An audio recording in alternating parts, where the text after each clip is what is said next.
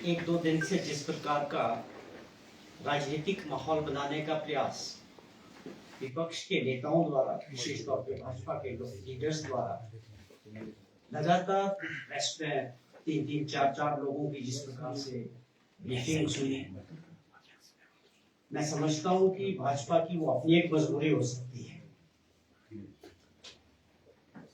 किसी मुद्दे को जिस प्रकार से जयराम ठाकुर जी का, अनुराग ठाकुर जी का और हेल्थ मिनिस्टर नड्डा साहब का, रणधीर शर्मा या आप समझें के अध्यक्ष बिंदल साहब एक दिन में 5-5 लोग प्रेस कॉन्फ्रेंसेस कर रहे हैं या मीडिया स्टेटमेंट्स दे रहे हैं, उससे एक चीज साफ है कि भाजपा के अंदर लीडरशिप का जो वर्चस्व की जंग है वो तेज हो चुकी है।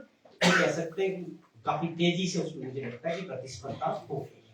अब जहां तक सवाल है कि जिस प्रकार से अपनी महत्वाकांक्षा के लिए ये लोग प्रदेश की गलत बयानबाजी करके, बिना फैक्ट्स के और गलत जानकारी के जरिए या जानबूझकर प्रदेश के लोगों को भ्रमित करने का जो काम विपक्ष के नेता कर रहे हैं, मैं समझता हूँ उनको इस पर गंभीरता से एक बार फिर से विचार करने की जरूरत है, क्योंकि ये प्रदेश सभी का है। आप विपक्ष में हो, आप सत्ता पक्ष में हो, तो ये हम सब की जिम्मेवारी है कि हमारे प्रदेश की जो इमेज दूसरे राज्यों में चुनाव की वजह से प्रदेश का जो भाजपा है उनका एजेंडा बदल जाता है और बिना मतलब छोटी छोटी बातों को तुल देके राष्ट्रीय स्तर पे मीडिया के जरिए ऐसा एक जिसमें सत्य और हैरानी करने वाली बात की कुछ ऐसे मुद्दों को हवा देने का प्रयास किया गया जिससे प्रदेश की राष्ट्रीय स्तर पे बदलाव।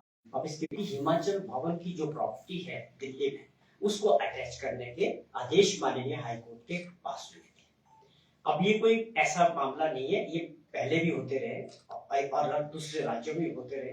मैं हिमाचल का भी आपको बता सकता हूँ कि मुझे पूरा याद है कि पिछली सरकार में ऊना का रेलवे स्टेशन का जो मामला था उसमें भी अटैचमेंट के ऑर्डर हुए थे। वहां जब रेलवे ने जिन लोगों से जमीन एक्वायर की थी उनकी पेमेंट नहीं हो पा रही थी, वो लगातार कोर्ट में जा रहे थे और उसको गंभीरता से नहीं लिया जा रहा था। फिर वो एक सेशन कोर्ट ने, डिस्ट्रिक्ट एंड सेशन कोर्ट ने आदेश किए कि इनका जो रेलवे स्टेशन है अपना ऊना वाला, उसके अटैचमेंट के ऑर्डर। तो ये कोई नई बात नहीं है, एक और भी बहुत ऐसी घटनाएं हैं, लेकिन मैं आपको बताना चाहता हूं कि ये समझने की सबको जरूरत है, कोई ऐसा कंफ्यूजन लोगों के मन में, और जिन लोगों ने इसको बड़े जोरों से उठाने का प्रयास किया, जो पिछली 5 साल सत्ता में रहे, हमें उस बात का अफसोस है कि वो सब परिस्थितियों को जानते हुए कि ये मामला 2009 का था, जो पावर प्रोजेक्ट था उसका 2009 का मामला है। हमारी जो पावर पॉलिसी थी हिमाचल प्रदेश की, उसमें हम ओपन बिडिंग के जरिए जो है पावर प्रोजेक्ट्स अलॉट करते थे और उस कंपनी ने maximum 14.4% share free power government को ऑफर करके, और आप समझे कि जो 20 लाख रुपए पर मेगावाट उसने ऑफर किया कि हम जो है अपफ्रंट प्रीमियम 20 लाख रुपए पर मेगावाट देने को तैयार है और 14.4% शेयर गवर्नमेंट को देने को हम तैयार है। कहने का मतलब उन्होंने मैक्सिमम जो है ऑफर करके उस प्रोजेक्ट को लिया। कंपटीशन हुआ, कंपटीशन में लिया उसने, बड़ी बोली लगा के उसने लिया। 14% 4% का फ्री पावर भी ऑफर किया और 20 लाख रुपए पर मेगावाट भी हमको ऑफर किया और 320 मेगावाट का वो प्रोजेक्ट था और उसकी 20 लाख के हिसाब से 64 करोड़ रुपया उसको जो है अपफ्रंट प्रीमियम मनी जमा करना था और उसने वो किया अगले वर्षों में 11 में। मैं ये इसलिए कह रहा हूं कि लोगों को पूरी जानकारी होनी बहुत जरूरी है कि ये मामला किस समय और किस सरकार का है। तो वो आगे जाके प्रोजेक्ट वाला मुकर गया कि मैं नहीं कर सकता, जो भी उसने कारण रखे, कोर्ट में सिंगल बेंच में उसके फेवर में फैसला चला गया। हम अपील में गए हैं डबल बेंच में, जो हमारा केस चल रहा है और वो डिस्पोजल के लिए लगा हुआ था 16 तारीख, उसमें डेट हुई, लेकिन अनफॉर्चुनेटली दूसरी तरफ जो उसके एग्जीक्यूशन का था उसमें माननीय जज ने एक आदेश किया कि आप इस पैसे को जमा करें या आप ये उस प्रॉपर्टी को इसमें अटैच करें। लेकिन हम आपको बताना चाहते हैं कि इस लड़ाई को हम क्यों लड़ रहे हैं। हम एक और एग्जांपल आपको बताना चाहता हूं, अगर आप लोगों के जहन में भी वो बात होगी, क्योंकि बहुत बड़ा विषय था वो प्रदेश का। हमने 280 करोड़ रुपए का अपफ्रंट प्रीमियम मनी का अदानी ग्रुप का जो थांगन जांगन थोपी जो एक प्रोजेक्ट था, उसमें हमने ये लड़ाई जीती। Double bench of Himachal Pradesh high court ने वो हमारे फेवर में किया और 280 करोड़ रुपया। दुर्भाग्यपूर्ण आप देखिए, जयराम जी से मेरा ये प्रश्न है कि आपकी कैबिनेट ने ये पास किया था कि हमको ये 280 करोड़ रुपया जो है उन प्रोजेक्ट वालों को वापस देना है, कैबिनेट में पास करा दिया। आपने कभी सोचा कि हम प्रदेश हित की लड़ाई लड़ें? क्यों देने थे वो पैसे? उसके लिए लड़ाई लड़ने की आवश्यकता थी, लेकिन आपने कभी उसको ध्यान नहीं दिया। हमारी सरकार ने उसको चैलेंज किया, double bench of high court Himachal Pradesh ने और स्टेट हित में वो फैसला दिया। वो एक बहुत बड़ी अचीवमेंट थी हमारी सरकार की। क्यों थी? क्योंकि हम प्रदेश के हित को, प्रदेश के लोगों के हित को जयराम जी की सोच की तरह, ये नहीं कि आदमी कहते कहते 64 करोड़ रुपए दे देंगे। 64 करोड़ रुपया क्यों देंगे? लीगल बैटल है, हम लड़ाई लड़ रहे और हम पहले इसी तरह का केस जीत चुके और आपकी सलाह है कि हम 64 करोड़ रुपया उस कंपनी को दे दें। जयराम जी को इस चीज का जवाब देना चाहिए कि क्या आपके टाइम में वो प्रोजेक्ट था या नहीं था और आपकी कैबिनेट में क्या फैसला हुआ था। मेरे ये प्रश्न आप लोग जरूर पूछें उनसे कि ये हित है आपका प्रदेश के लोगों के प्रति और प्रदेश के। आप दूसरी बात, जिसने भी ये प्रोजेक्ट लिया उन्होंने क्या किया कि नहीं लगाया? हम कहते हैं जो हमारे फेवर में गया पिछली बार भी, हमारा लॉजिक है स्टेट गवर्नमेंट का कि भाई साहब इसने, हमने थोड़ी बोला टेंडर तो इसने भरा। अगर ये ना लेते, कोई दूसरा आदमी उसको लेता और उस प्रोजेक्ट को कंप्लीट करता, हमारी 14% शेयर और वगैरह वगैरह करके हमको तो कम से कम 1000 करोड़ रुपया का रेवेन्यू एक्स्ट्रा आना था। हमारा लॉजिक ये है कि आपने तो धोखे में रखा मार्केट और आज आप फ्रंट प्रीमियम भी वापस मांग रहे हैं जो एज पर सिक्योरिटी समझे आप ऐसे थोड़ी कि आगे और 4 साल उधर नहीं लगाना चाहिए। अगर कोई दूसरा पार्टी उसको लेता और वो लगा देता तो हमारा कितना बड़ा लॉस हुआ। ये हमारा जो है इस तरह का मामला हाईकोर्ट में चला। ये बहुत दुर्भाग्यपूर्ण है कि जो मुख्यमंत्री रहे उनको इन बात का ज्ञान होने के बावजूद वो कहते हैं कि हमको 64 करोड़ रुपया जमा कर देना चाहिए, लेकिन वो लीगल बैटल है। अगर उसमें जरूरत भी पड़ेगी, हमारा ऑलरेडी केस चल रहा है, तो उसको जमा करने पे भी सरकार उस पर गौर करेगी। और उसी तरह जो टूरिज्म के कुछ पिछले कल भी कुछ फैसला आया है माननीय हाई कोर्ट का, जिसमें ये जिक्र किया गया कि कुछ ऐसे यूनिट्स हैं जो प्रॉफिट मेकिंग नहीं है, लगातार लॉसेस में है, उनको एक लिस्ट के तौर पे ये एक कोर्ट का मैं समझता हूँ फैसला है कि इसको जो है आउटसोर्स किया जाए या बंद कर दिया जाए। तो इस पे गवर्नमेंट जो है गौर कर रही है उस फैसले को भी। और आप समझते हैं, आप सभी के जहन में ये बात है कि हमने ऑलरेडी एक IAS retired additional chief secretary rank के ऑफिसर को एक कमेटी बनाई है जो उस पे काम कर रहे हैं कि अपनी रिपोर्ट जल्दी सौंपेंगे कि हिमाचल टूरिज्म कॉर्पोरेशन के जो ये यूनिट्स हैं इनको किस तरह से इसमें फैसले लेने की आवश्यकता है या कुछ को आउटसोर्स होगा। वो जो भी उनकी सुझाव आएंगे वो हमने हाई कोर्ट में भी मेरे ख्याल में निश्चित तौर पे बताया था कि हमने एक कमेटी बनाई है, उसका काम करेंगे वो और उसकी रिपोर्ट आएगी। उसके बाद सरकार भी देखेगी, उस रिपोर्ट को भी देखा जाएगा कि किस प्रकार हमें आगे जाके टूरिज्म डिपार्टमेंट कॉर्पोरेशन को इन यूनिट्स के बारे में फैसला लेना है। लेकिन जिस प्रकार से कल विपक्ष के नेता इसके बारे में भी एक भ्रमित बयान दे रहे थे अखबार के जरिए, मीडिया के जरिए, वो बहुत दुर्भाग्यपूर्ण है। आप लोगों को सभी को ज्ञान होगा 2019 और 20 में जयराम जी मुख्यमंत्री थे, भाजपा की सरकार थी। उस वक्त एक बहुत बड़ा मुद्दा उठा कि किस प्रकार सीधा विधानसभा के अंदर पहुंच गया बिना किसी की जानकारी के एक प्रस्ताव उन्होंने बनाया। मेरे ख्याल में राम सुभाग सिंह जी उस वक्त चीफ सेक्रेटरी थे या सिविल एविएशन सेक्रेटरी थे, मुझे इतना थोड़ा सा उसकी जानकारी नहीं है, लेकिन एक प्रस्ताव बनाया गया कि हिमाचल प्रदेश के टूरिज्म के जो है होटल्स है वो बेचे जाएंगे या लीज आउट किए जाएंगे। और उसका जब विरोध हुआ विधानसभा में तो ये योजना ठप पड़ गई। उसमें था कि भी फिर उसके बाद जब दबाव पड़ा फिर जयराम जी ने उसकी कमेटी भी बनाई कि इंक्वायरी होने की हुआ कैसे। उसमें सारे इनके अपने कैबिनेट मिनिस्टर अपने लोग बोले कि हमें तो मालूम ही नहीं ये कैसे विधानसभा में आ गया, कहां से पास हुआ, ये किसने ये योजना बनाई कि इतने संख्या में जो है टूरिज्म के होटल्स को। आप समझे कि उस वक्त तो पूरे तौर पर उसमें भ्रष्टाचार हो रहा था, पूरी तैयारियां थी कि अपने लोगों को फायदा देने के लिए उसको जो है लीज आउट करने का या बेचने का काम किया जा रहा था। तो उस वक्त कांग्रेस ने जब उसको देखा, विपक्ष में उसमें बहुत मुद्दा बना, आप लोगों के सबके सहयोग से वो बात रुक गई थी। और उस वक्त जिस तरीके से उसको किया जा रहा था, मैं समझता हूँ मुझसे ज्यादा जानकारी आप इसके विषय में जरूर जयराम जी से भी प्रश्न करें कि क्या ऐसी घटना हुई थी आपके राज्य में जब आप चीफ मिनिस्टर थे।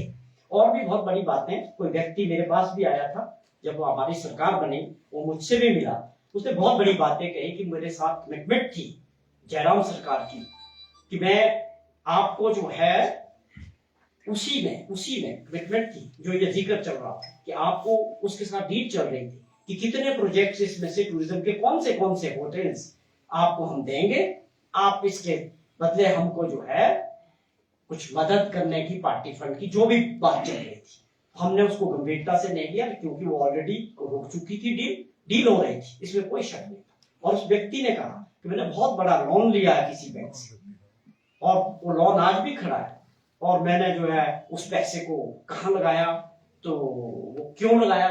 हमने उससे पूछा कि आपने क्यों लिया इतना सारा लोन, क्या आपके पास क्या प्रोजेक्ट, कि मेरे साथ तो लोगों ने, सरकार ने ये प्रपोजल था कि हम आपको ये योजनाएं टूरिज्म की दे रहे हैं, ये होटल्स दे रहे हैं, आप इनको रन करेंगे, तो ये अपने आप में इस पे हम कोशिश करेंगे कि आप इसकी भी हमें इंक्वायरी करें कि उस वक्त ये क्या था मामला।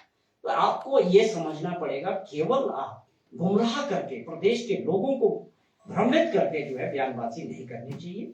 आपका अपना सहयोग बताना चाहिए कि आपने 5 साल में कौन से बड़े फैसले प्रदेश हित पे किए, प्रदेश की आर्थिक स्थिति को ठीक करने के लिए। ये दुर्भाग्यपूर्ण है कि भाजपा आपदा के समय में भी पीछे हट गई, खड़े होना चाहिए था प्रदेश के लोगों के साथ, दिल्ली से मदद की बात होनी चाहिए थी। अनुराग ठाकुर जी ने भी कल ये कहा कि वो बिल्कुल आर्थिक स्थिति प्रदेश की आपातकालीन जैसी होगी। तो आप भी बताएं, आप इतने बड़े नेता हैं, आपकी भी जिम्मेवारी है, कुछ मदद कराने की बात करिए भारत सरकार से। आप बजाय इसका मजा लेने के, बजाय मजाक उड़ाने के, गंभीरता से आप इतने बड़े नेता है, मेंबर ऑफ पार्लियामेंट है, आप क्या कर रहे हैं, आपकी क्या योजना है हिमाचल प्रदेश के लोगों के लिए, और हिमाचल प्रदेश को भारत सरकार से सहयोग मिले, आपका भी ये फर्ज है, आप सभी का फर्ज है। तो ये गलत ढंग से भ्रमित करने का जो काम भाजपा इस वक्त हिमाचल प्रदेश में कर रही है, इससे कोई फायदा प्रदेश के लोगों का होने वाला नहीं। हमारी सरकार और माननीय मुख्यमंत्री जी लगातार उन प्रयासों में आगे बढ़ रहे हैं, ये आप सभी समझते हैं। जब कोई सरकार, कोई व्यक्ति लीग से हटकर कुछ बड़े फैसले करना चाहता है तो उसमें मुश्किलातें हर जगह होती है, लेकिन जैसे जैसे आगे बढ़ते हैं वो मुश्किलातें कम होती है।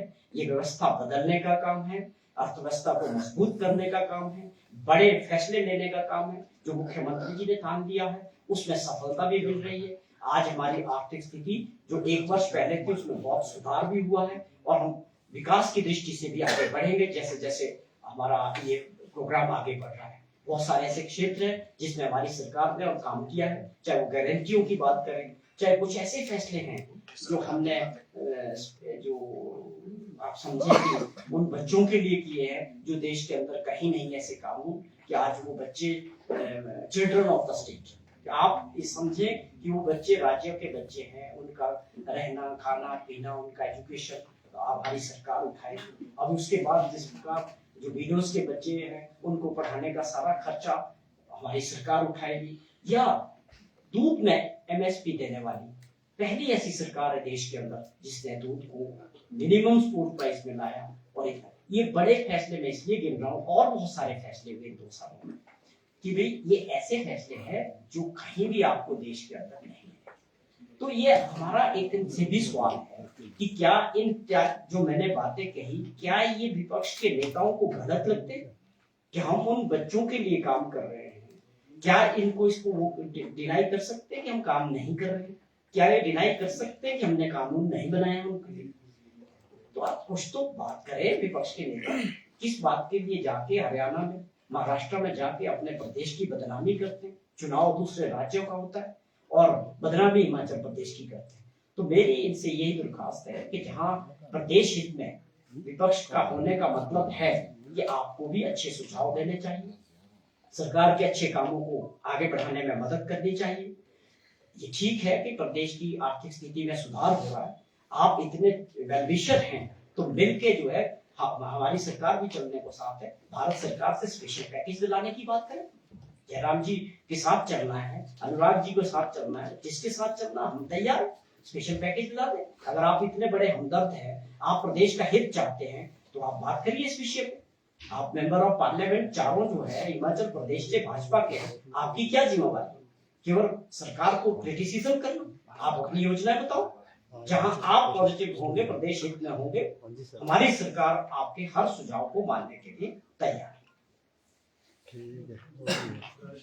साहब एक बात बोली आपने, ये जो इंक्वायरी की बात की आपने कि ये पार्टी फंड के लिए जो है वो होटल पे मैंने ये कहा कि इस चीज को पूरी कोशिश करेंगे कि जो उस वक्त परिस्थितियां थी कि टूरिज्म के कुछ प्रोजेक्ट्स को लेके कि जो हमारे टूरिज्म डेवलपमेंट कॉर्पोरेशन के थे, वो एक ऐसा प्रपोजल जयराम जी के टाइम में बना था कि इनको प्राइवेट के साथ हमने आगे लीज आउट करना या चलाने के लिए। बाद में वो रुक गया जब उसका विरोध था। उसको हम दोबारा से देखेंगे कि उसमें क्या था, उसके पीछे क्या स्टोरी थी, उसके ऊपर हम इस विषय पे देख सकते हैं कि क्या वो जांच का विषय है, उसमें जांच होनी चाहिए या नहीं होनी चाहिए, उसके पीछे की असली पिक्चर क्या थी, असली सोच क्या थी, वो जानने का एक बहुत सही वक्त है। मैं समझता हूँ हम कोशिश करेंगे, हम सरकार से ये भी करेंगे आग्रह कि क्या उस वक्त की सारी चीजों को दोबारा से एक बार जानकारी के लिए होनी चाहिए। इंक्वायरी किस एजेंसी को दी जा सकती है? नहीं, वो अभी इस पे इंक्वायरी का अभी ये एक सुझाव है, मेरा ये सुझाव है। मुझे लगता है कि जो परिस्थितियां उस वक्त बनी थी उसके पीछे असली कारण क्या था, तो वो जानने के लिए हमें इसमें, मैं समझता हूँ कि अगर उसको हम दोबारा से खंगालेंगे तो कुछ फैक्ट सामने आए। अब हिमाचल सरकार में आपकी ये क्या 18 होटल को लीज पे सरकार आउटसोर्स करेगी, क्या करने वाली है? क्योंकि बीजेपी भी कह रही है कि शायद दूसरों को दे दे। देखो, एक चीज आपको समझनी पड़ेगी, जो ये परिस्थितियां ये 2 सालों में नहीं बनी, ये आप सब समझते हैं। इसके लिए पिछली सरकारें जिम्मेदार है। टूरिज्म कॉर्पोरेशन के होटल्स लॉस में जा रहे हैं तो ये 2 सालों से नहीं आई ये परिस्थिति, ये बड़ा ईमानदारी के साथ मैं आपसे कह रहा हूँ। लेकिन दूसरे लोग इसका मजा ले, जो खुद इसके जिम्मेदार रहे, आज वो मजा ले। ये हम जिम्मेवारी के साथ, इस सरकार इसको पूरी गंभीरता के साथ इस फैसले के ऊपर करेगी कि माननीय हाईकोर्ट का फैसला क्या है, उस जो हमने आईएएस ऑफिसर की कमेटी बनाई है उनके क्या सुझाव है, हमको प्रदेश हित में, टूरिज्म डेवलपमेंट कॉर्पोरेशन के हित में, सरकारी कर्मचारियों के हित को, सारी बातों को ध्यान देके सरकार इसमें फैसला करेगी। सरकार में जनता, क्योंकि चुनी हुई सरकार को ये अधिकार दिया आप लोगों ने कि ऐसे फैसले करने का। ये भी जांच करेगी कि ऑक्यूपेंसी इतनी प्राइम लोकेशंस के होटल में इतनी कम क्यों है, इसकी क्या जांच करेगी सरकार की, ऐसी क्या वजह रही? देखिए, टूरिज्म इस वक्त आज की अगर मैं बात करूं तो आज टूरिज्म पिछले कुछ दिनों से काफी कमजोर है, लेकिन ये मसला आज का नहीं, ये मसला 2 सालों का नहीं है। अगर ये लगातार लॉसेस में चल रहे तो पिछले 5-7 सालों से है। उसके लिए पिछली सरकार ने गंभीरता से विचार किया या नहीं किया, यही मेरा पॉइंट था कि इसमें कुछ चीजें हमको पीछे से लेकर देखनी चाहिए, उनके क्या प्रयास रहे, पिछली सरकारों ने क्या प्रयास किए इसको इम्प्रूव करने के।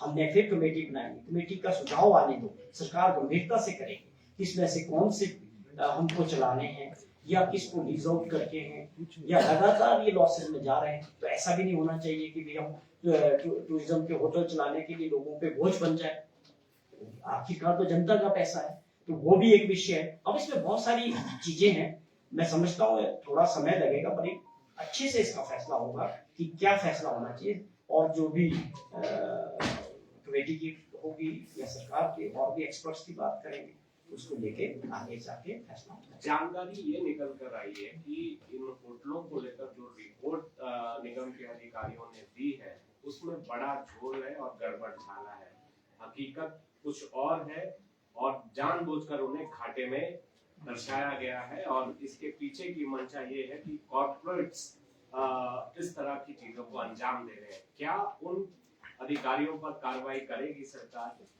देखिए, 2 चीजें हैं। अगर तो ये चीज एस्टेब्लिश हो जाती है जो आपने जिक्र किया, अब ये सारी चीजें जांच का विषय होगी और इस पे सब पे काम होगा। ऐसा आप हाइड नहीं कर सकते फैक्ट्स को, फैक्ट सब सामने आएंगे, किस होटल का क्या बिजनेस रहा, ऑक्यूपेंसी क्या रही, कब से लॉस में है, क्यों लॉस में है, कितना वहाँ स्टाफ है, सैलरीज पे कितना खर्चा हो रहा है, मेंटेनेंस पे कितना खर्चा हो रहा है।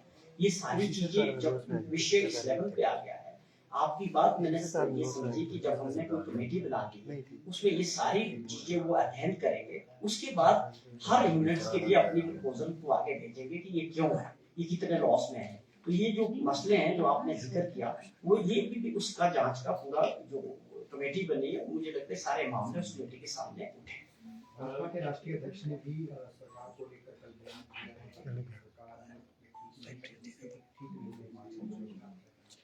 देखिए, लगातार जब से प्रदेश के लोगों ने, जनता ने कांग्रेस की सरकार हिमाचल प्रदेश में बनी है, उसी वक्त से कुछ लोग इसको कमजोर करने में लगे हैं।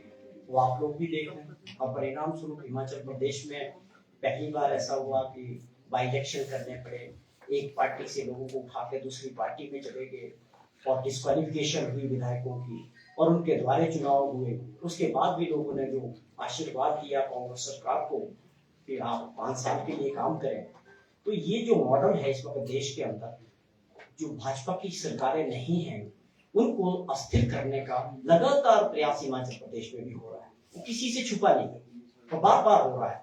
उसमें कई लोग अपने महत्वाकांक्षा के लिए, हमारी पार्टी के कुछ विधायक भी थे जो मंत्री बनना चाहते थे, उनकी भी महत्वाकांक्षा थी।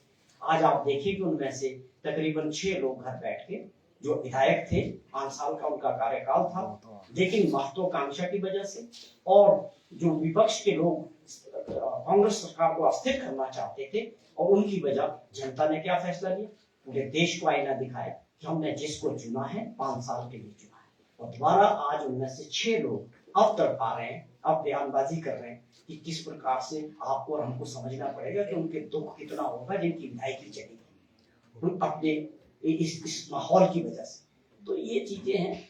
यहाँ मैं बार बार इस बात का जिक्र करता हूँ कि भाई आप पूरे देश का मॉडल कुछ भी हो, हिमाचल प्रदेश के लोग इस बात को बिल्कुल एक्सेप्ट नहीं करते हैं कि चुनी हुई सरकार को गलत तरीके से अस्थिर किया जाए और गिराने के प्रयास किए जाए। यहाँ ये काम लोकतंत्र में जनता के हाथ में होता है कि किसकी सरकार बनेगी और किसकी सरकार को अगले 5 साल में वो नहीं बनाएंगे। ये अधिकार लोकतंत्र में मतदाताओं के पास है। ये इन लोगों को जिनको आदत पड़ गई है सत्ता की, ये वो लोग हैं जो इस प्रकार का माहौल कर रहे हैं। जनता को कोई मतलब नहीं है, जनता को तो अपना काम जिसको चुना है उनसे लेना है। 2 दिन पहले ईडी की कार्रवाई हुई है, जो लोगों को गिरफ्तार किया गया है इलीगल माइनिंग के लिए। उसके बाद से बीजेपी लगातार कह रही कि सरकार का संरक्षण टाइम लोगों को इनकी गिरफ्तारी हुई है। एक वीडियो भी जारी किया है मुख्यमंत्री का, जिसमें वो गाड़ी में बैठे। देखिए ये लगातार उसी कड़ी में है कि ये कोई हिमाचल का मॉडल नहीं है। ईडी, सीबीआई, इनकम टैक्स ये पुराना मॉडल है भाजपा का। जहां भी गैर भाजपा सरकारें रही देश में, कितनी सरकारें गिरी पिछले टाइम में, वो प्रयास करते रहते हैं। ये उसी कड़ी में एक प्रयास है। जो अरेस्ट हुए वो आपने रेट 3 महीने पहले पढ़ रही है, वो एक व्यवसायी की रेट है, वो जाने, उसका काम जाने और ईडी जाने, उसका सरकार का कोई लेना देना नहीं है। दूसरी बात, विपक्ष फिर से वही काम कर रहा है। और कुछ लोग ऐसे हैं जो विधायक थे, उनकी विधायकी चली गई, वो बहुत, उनका अंदर तो शौक लगा हुआ, वो तो चाहेंगे कि जल्दी गिर जाए ये सरकार, दोबारा चुनाव हो। ऐसे लोग इकट्ठे होके सरकार को कमजोर करने का काम कर रहे हैं। अब मुझे लगता है कि जनता देखती है कि कौन सा नेता क्रेडिबल है, कौन सा नेता जनहित की बात करता है और प्रदेश हित की बात करता है। हिमाचल प्रदेश में ऐसे लोगों के लिए ज्यादा स्थान नहीं है। एजेंसी अपना काम करेगी, सरकार की मंशा बड़ी साफ है कि हमने लोगों के लिए काम करना है और जो अर्थव्यवस्था है उसको ठीक करना है, ग्रामीण अर्थव्यवस्था को मजबूत करना है, और हमारे जो मुद्दे हैं युवा साथियों के लिए काम करना है, बागवानों के लिए काम करना है। हमारी सरकार और मुख्यमंत्री का जो ध्येय है उसमें रोड़े अटकाने का काम लोग कर रहे हैं। मैं समझता हूँ ये बड़ा टेम्परेरी फेस रहेगा। जैसे जैसे हम आगे बढ़ते जा रहे हैं वो मजबूती मिलेगी। जनता ने दी थी मजबूती अभी दोबारा हमारे विधायक जिता के, लेकिन फिर भी इनके लोगों के मन में अभी भी कुछ गलतफहमियां हैं। वो इकट्ठे होकर शाम को कुछ लोग टेलीफोनिकली साजिश जो रच रहे हैं सरकार के खिलाफ, ये अब जो साजिश वाला जो काम है वो ज्यादा दिन चलने वाला नहीं है। चौहान जी, जिस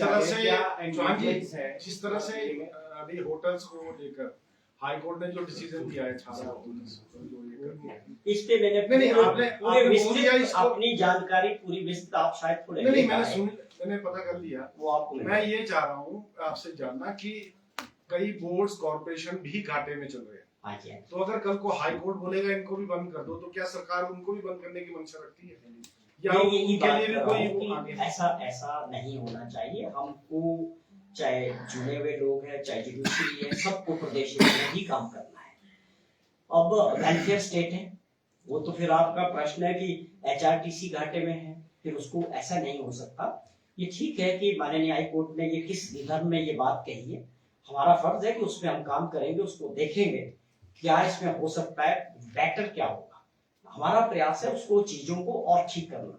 मैंने ये पहले भी जिक्र किया कि 1-2 सालों में नहीं हुई ये परिस्थिति, ये बहुत सारी जगह है मुझे बड़ा अफसोस होता है कि पिछला 5 साल का कार्यकाल जयराम जी का, मैं बोलना नहीं चाहता, आप मेरे लिए वो सम्मानित हैं, बड़ी विजनलेस गवर्नमेंट रही हिमाचल प्रदेश में 5 साल, कोई विजन नहीं था, सिर्फ कर्जा लेके डबल इंजन की सरकार हिमाचल प्रदेश। अभी आप देखते जाओगे कहां कहां इन्होंने हालात खराब किए। हम तो उसको सुधार रहे हैं, हम उसको ठीक कर रहे हैं। ये 2 साल की लाइबिलिटीज थोड़ी है।